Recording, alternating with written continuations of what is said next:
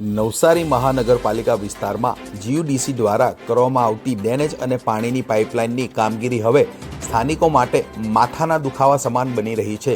પાલિકા સમયથી જ જે એજન્સીઓ વેટ ઉતારતી હતી તેમની ઢીલી નીતિના કારણે ચોમાસું માથે આવી ગયું હોવા છતાં કામો પૂરા થયા નથી. ખાસ કરીને વાત કરવામાં આવે તો મહાનગરપાલિકામાં જોડાયેલા 8 ગામોની હાલત કફોડી બની છે. નવસારીના જ્યાં વિકાસના નામે વિનાશ વેરતી કામગીરી સામે આવી રહી છે.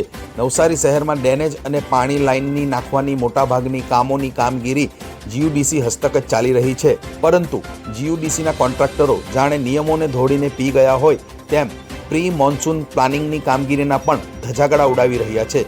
ભૂતકાળમાં જ્યારે નવસારી પાલિકા હતી ત્યારથી જ જીયુડીસીના કોન્ટ્રાક્ટરો માત્ર વેઠ ઉતારતા હોવાની વ્યાપક ફરિયાદો ઉઠી રહી હતી અને હવે જ્યારે નવસારી મહાનગરપાલિકા બની છે છતાં તંત્ર અને કોન્ટ્રાક્ટરની કામની પદ્ધતિ બદલાઈ નથી.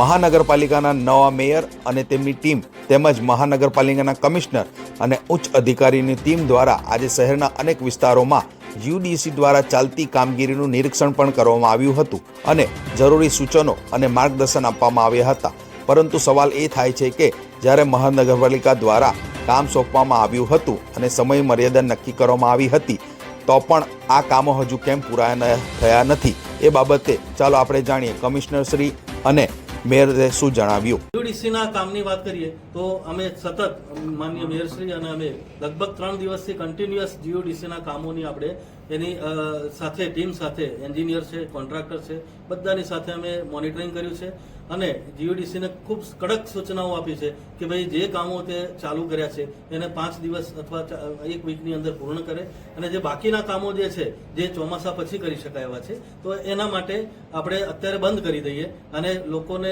એની હલાકી ન થાય અને લોકોને સ્મૂથ મૂવમેન્ટ મળે અને મૂવેબલ રસ્તા થાય એ પ્રકારનું આયોજન કરી લીધું છે. અને એટલા માટે જ અમે અત્યારે વરસાદ આવતા પહેલા એવરી ડે મોર્નિંગ રાઉન્ડમાં આ ચિંતા કરી અને જીયુડીસીને ખૂબ સૂચનાઓ આપી છે અને અલગથી મિટિંગ પણ અમે લીધી છે અને સ્થળ પર પણ એને સૂચનાઓ અપાઈ છે. એટલે હું માનું છું કે લગભગ હવે કંઈ વાંધો નહીં આવે. કમિશનર સાહેબ તો જે દાડાથી અહીંયા આવ્યા તે દાડાથી પોતાની આખી ટીમ સવારે 7 વાગે અધિકારીઓને કર્મચારીઓને લઈને સાઈડ વિઝિટ કરે છે. અમે પણ એમાં જોડાયા છીએ અને તમને લોકોને પણ કહીએ છીએ કે તમે પણ જોડાજો, પારદર્શિતા આવે એટલા માટે. અમારો અભિગમ એવો છે કે જે કંઈ વિકાસના કામો ચાલે છે એ વિકાસના કામો વરસાદ પહેલા પૂર્ણ થાય. આપને બીજી મારી રિક્વેસ્ટ એ પણ છે કે વરસાદની સિઝન શરૂ થતી હોય ત્યારે યંત્રો, સાધનો, માણસો એની પણ મુશ્કેલીઓ હોય, છતાં પણ કમિશનર સાહેબે બધા કોન્ટ્રાક્ટરોને બોલાવીને કહ્યું છે કે વરસાદ થયા પછી કોઈ કામ થઈ શકે નહીં.